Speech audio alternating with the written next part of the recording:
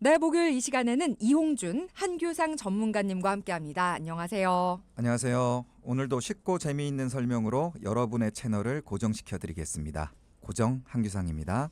네, 안녕하십니까. 등심 안심보다 좋은 양심 이홍준입니다. 네. 자, 앞서서 저희가 오늘은 전문가님들께서 암보험에 대해 말씀을 해 주신다고 하셨어요. 그런데 사실 암보험은 어떻게 보면 보험의 기본인 것 같아요. 보험 다른 건 없어도 암보험은 있다. 이런 분들도 많으실 것 같고 또 보험을 처음 준비하는 분들도 암보험부터 생각하는 분들이 많을 것 같거든요. 맞습니다. 우리나라 사망 원인 1위가 바로 이 암이에요. 그리고 암이라는 게 종류가 참 많죠. 네. 뭐 위암도 있고 대장암, 유방암, 자궁암, 췌장암 등등 정말 많거든요. 보건복지부 자료 보니까 암 발생률이 36.9%, 3명 중에 1명이 암에 걸릴 수 있다는 건데요. 너무 높네요, 비율이. 그렇죠. 예. 이게 또 암에 걸리면 치료비가 많이 들어갈 수도 있고요. 또 일을 못해서 수입이 끊길 수도 있어요. 이런 이유 때문에 암보험에 유독 관심이 많을 수밖에 없는 것 같은데요. 중요한 건 이 암보험이라고 이 다 같은 암보험이 아닙니다. 그래서 오늘은 암보험을 이미 가입하고 있는 분이나 가입을 좀 생각하고 있는 분들, 이런 분들이 꼭 체크해야 할 암보험 체크리스트 3가지를 먼저 알려드리고 시작을 하겠습니다. 네. 자, 암보험도 다 같은 암보험이 아니다라고 말씀을 하셨는데, 그러니까 가장 많이들 필요로 하는 보험인 만큼 상품도 또 조건도 가입 조건들이 다양하다 이런 말씀이신 것 같아요. 그래서 체크가 필요한데 암보험 중에서 그러면 당장 확인해야 할 체크리스트 어떤 거를 꼽을 수가 있을까요? 체크가 진짜 상당히 많죠. 그렇죠? 네. 그중에서 첫 번째는요. 반드시 이 만기. 즉 내가 몇 살까지 보장받냐. 그거를 반드시 체크하셔야 됩니다. 대부분 그냥 요즘에는 100세 이렇게 돼 있지 않을까요? 100세까지 필요하러 하시는 분도 계시지만은 네. 제가 살펴보니까 나는 되게 잘 가입돼 있어요 하는데 제가 그럼 증권 한번 보십시다 했더니 만기가 60세, 어머나. 70세. 음. 이거 좀 그렇잖아요. 그렇죠? 네. 이런 분 상당히 많았는데 많은 분들이 이거 내가 오래전에 가입한 암보험이라서 이 보험은 요즘에는 정말 가입하려 할 수가 없는 좋은 보험이라고 하는데 실제 증권을 보니까 보장 자체는 괜찮지만은 만기가 너무 짧았다는 거. 근데 그때부터는 사실은 이제 발생 확률이 점점 더 높아지는 그런 나이거든요. 네. 그런데 그때 벌써 끝났다. 자, 그러면 다시 또 그러면 그때 가서 가입을 해야 되는데 모든 보험이 다 그렇지만 특히 암보험은요. 연령이 증가하면요. 비용이 상당히 많이 오르는 그런 보험입니다. 그리고 또 문제는 뭐냐면은 건강해야지만이 가입할 수가 있는데 나의 치료력에 따라서 이 보험 가입이 거절될 수 있는 확률이 많다는 거죠. 네. 그러니까 이 특히나 암보험의 경우는 나이가 들어서 바꾸거나 다시 가입하게 되면 제약이 생기거나 아니면 보험료가 정말 비싸질 수 있다 이런 말씀이시니까 그러면 정말 애초에 가입할 때 보장 기간을 그 만기를 길게 잡아놔야 하겠네요. 자, 이거 첫 번째 체크리스트 만기라는 거를 저희가 잘 기억을 할게요. 자, 그럼 두 번째 암보험 체크리스트는 뭘까요? 네, 지금 당장 확인해 볼 두 번째 체크사항은 바로 암보장 범위예요. 그러니까 우리가 암보험 중에는 여러 가지 이제 그 보장의 범위를 이렇게 축소시켜 놓고 이런 보험들이 있기 때문에 이런 말씀을 드리는 거거든요. 네. 그러니까 저희가 상담할 때 여성분들한테 어떤 암이 가장 걱정되세요 하고 물어보면은 많은 분들이 유방암, 자궁암 이런 거를 많이 말씀을 하세요. 네. 실제로 많이 걸리는 암이기도 하고요. 그런데 이 암보험마다 일반암 보장 범위가 다 다릅니다. 그러니까 예를 들어서 내가 암보험을 가입을 했어요. 암에 걸리면 5천만 원을 지급받는 암보험에 가입을 했고 그리고 나중에 유방암에 걸렸어요.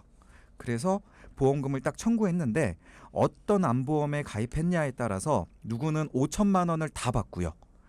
어떤 누구는 또 1,000만 원밖에 못 받을 수가 있는 거예요. 아, 네. 정말 5천과 1,000의 차이는 너무 큰데 유방암이 근데 일반암인가요? 그게 일반암으로 설정해 놓은 보험을 가입하면 5천만 원을 받게 되는 네, 거고 네. 유방암을 제외한 일반암으로 가입하신 분들은 뭐 1,000만 원이나 이렇게 조금 소액을 받게 되는 아, 그게 거죠. 뭐 법적으로 딱 명확히 구분된 게 아니라 보험 상품, 보험 회사별로 다른 거군요. 그게. 맞습니다. 뭐 네. 김밥 만드는데 꼭 단무지 넣어야 될 필요는 없는 거잖아요. 네. 이게 법적으로. 예. 아, 그렇구나. 네. 그- 저는 너무나 당연하게 유방암 같은 거는 굉장히 흔하게 걸리는 질병, 뭐 암 종류니까 너무나 당연하게 일반암으로 생각을 하고 있었거든요. 지금까지. 문제는 네. 같은 유방암인데 네. 이 회사마다 약관을 정말 잘 살펴봐야 돼요. 네. 어느 회사를 보니까 이 종양 하나의 크기가 2cm 미만일 때는 지급을 안 합니다. 이렇게 써 있는 회사도 있습니다. 2cm면 정말 큰 건데요. 그렇죠. 그 얘기는 뭐냐면은 이 너무한다. 암에도 이 깨알처럼 퍼지는 암들이 있거든요. 네. 그런 거는 지급을 안 하겠습니다라고 합니다. 아, 참. 발병률이 점점 높아지고 있는데 유방암 같은 경우는 여성 1위 암입니다. 네. 자궁암도 굉장히 많고 60세 남자 1위 암은 또 전립선암이거든요. 네, 네. 방광암 이런 암들을 갖다가 일반암을 지급을 못 하겠다. 혹은 드리긴 하겠지만은 조금만 드리겠습니다. 이런 암보험 가입하고 싶나요? 아니죠. 그런데 이렇게 가입하고 계신 분들이 상당히 많습니다. 그래서 반드시 내가 처음부터 그걸 체크를 못 하신 분들은 지금이라도 보험증권 꼭 이렇게 한번 체크해 보시라는 거죠. 그리고 또 중요한 게 아까 말씀드린 그런 암들이 그렇게 일반암이 아닌 소외암이나 뭐 유사암, 즉 액수를 적게 주는 그런 암들로 빠져 있는 데도 있지만은 또 많은 회사들은 또 그런 암들도 일반암 지급을 하고 있다는 그런 회사도 많거든요. 네. 즉 우리 동기분들도 반드시 내가 가입한 암보험 무엇인지는 반드시 꼭 확인을 해봐야지 나중에 손해를 안 보겠죠. 네, 그러니까 전문가님들께서 계속 강조하신 말씀이 증권 내가 들고 있는 보험을 일단 확인을 해라라고 계속해서 사실 말씀을 주시는 것 같아요. 맞습니다. 마지막으로는 대부분 암보험을 갱신형으로 가입한 분들이 있어요. 네. 이 갱신형이란 말은 보험료가 주기적으로 바뀐다라는 거예요. 그런데 바뀌는 게 내려가지는 않아요. 많이. 예, 보통 보험료가 갱신될 때마다 오른다 이렇게 기억하시는 게 좋은데요. 이 갱신형 암보험이 처음 가입할 때는 부담이 없죠. 왜? 처음 가입할 때는 저렴해요. 근데 나이가 들수록 보험료가 계속 비싸지는 거거든요. 그러니까 당연히 부담이 따라올 수밖에 없고요. 거의 대부분 가입하고 계시는 실손보험 있죠. 네. 이것도 매년 갱신이 되고 만기까지 계속 돈을 내야 되거든요. 근데 요즘 걱정하시는 분들이 대부분 뭐냐, 이 실손보험이 많이 오르니까 이 비용이 높아지니까 이제 걱정을 하는 건데 여기에 이제 암보험도 같이 갱신되면은 비용이 좀 늘어날 수 있는 거고요. 그다음에 비갱신형 암보험이 있는 상태에서 갱신형 보험을 뭐 한 건, 두 건 정도 이렇게 가입하는 건 크게 문제가 안 되는데 암보험을 대체적으로 다 갱신형으로 가입한다. 이거는 굉장히 나중에 문제가 될 수 있습니다. 네. 자, 저희가 이번에는 전문가님들이 직접 상담한 사례를 살펴볼게요. 저희가 방송에 맞게 재구성했는데요. 함께 들어보시죠.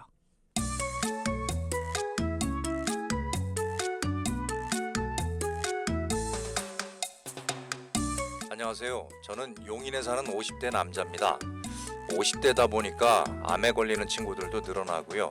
친척들 중에도 암으로 돌아가시는 분도 계시고 또 더군다나 저는 영업직이다 보니까 회식 자리도 많고 또 자연스럽게 이렇게 음주도 많이 하는 편이라서 암에 대한 걱정이 항상 많습니다.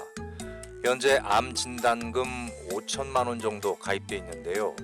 이걸로는 부족할 것 같아가지고 암보험 몇 군데 더 알아봤는데 암보험이 굉장히 비싸더라고요. 그 중에는 이제 저렴한 암보험도 있었는데 그런 건 또 갱신형이고 가볍게 추가할 부분은 아닌 것 같아서 도움을 요청드립니다. 암보험 저렴하게 가입하는 방법 있을까요? 자, 마지막에 남겨주신 말씀이 암보험 저렴하게 가입하는 방법이 있을까요?예요. 근데 사연자분은 이미 벌써 암 진단금 꽤 충분한 것 같아요. 5천만 원 정도는 가입이 돼 있는데 또 워낙 나이대도 있으시고 그런 조건들을 따져서 추가로 가입을 원하는데 이제 너무 새로 가입하려니 부담이 된다. 그래서 도움을 요청하신 거네요. 그렇죠. 앞서 말씀드렸다시피 대한민국에서 평균 3명 중에 1명이 암에 걸린다고 말씀을 드렸죠.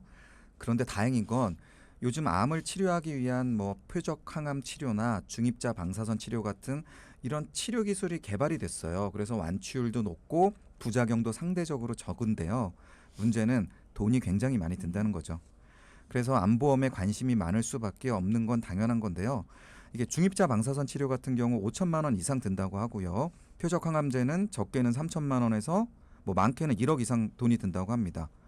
그런데 이런 치료는 주로 통원 치료로 이루어지기 때문에 실손보험에서도 뭐 하루 통원 한도 25만 원 정도밖에 보상이 안 돼요. 그러니까 암보험은 암 치료할 때 재정적인 어려움을 막기 위한 그 최소한의 안전장치다라고 볼 수 있는 거죠. 그러니까 요즘에는 치료가 좋아진 만큼 또 이제 이런 치료 특약들도 꼭 가입을 해야 되는 것 같은데 사실 그러면 내가 얼마만큼 보험료를 내고 가입을 해야 될까? 어느 정도 보험료를 적정하게 잡아야 될지 그게 또 궁금해지거든요. 정답이 없습니다. 그렇죠. 그렇죠. 네. 수학처럼 답이 딱 나왔으면 얼마나 좋겠어요. 그죠? 네. 내가 암이 걱정돼서 한 진단금 1억 정도 가입한다고 한번 가정을 해볼게요. 네. 보험료 열심히 냈습니다. 그런데 암에 안 걸리고 다른 질병에 걸리거나 아니면 건강하게 잘 살으신 다음에 돌아가셨어요. 그동안 낸 보험료 얼마나 아깝겠어요. 그렇죠? 여기서 말씀드리고 싶은 거는 너무 과해도 안 되지만 너무 부족해도 안 되는데 이게 참 어렵습니다. 결국에는 나의 소득 혹은 좀 가족력에 맞춰서 효율적으로 암보험을 준비하는 게 가장 중요합니다. 그러면 오늘 암보험 효율적으로 준비하는 방법 아주 간단하게 딱 정해드릴 테니까 집중해서 한번 들어보십시오. 오늘의 핵심 포인트.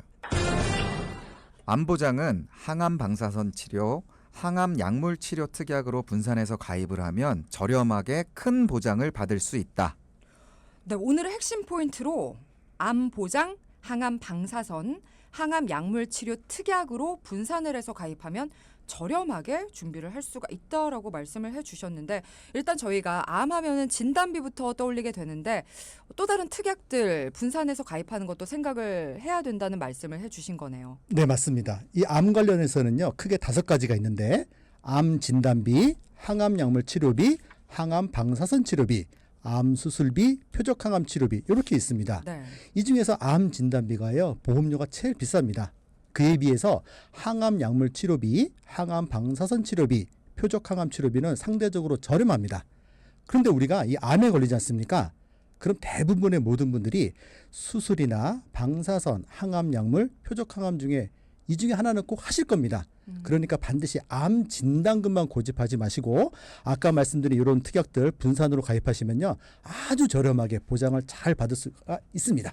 그런데 저희가 일반 소비자들이 내가 어떤 치료를 또 하게 될지 모르니까 일단 진단금을 많이 준비해 놓고 진단금으로 생활비도 하고 치료비로도 쓰고 뭐 이러자 해서 진단금만을 조금 중요하게 생각하시는 분들도 많았던 것 같은데 그게 아니라는 또 말씀을 해주셨고 여기서 개인적인 질문인데 지금 앞서 막 항암 방사선 약물 치료비가 5천 1억 정도도 간다고 했는데 저는 사실 약관을 살펴봤거든요.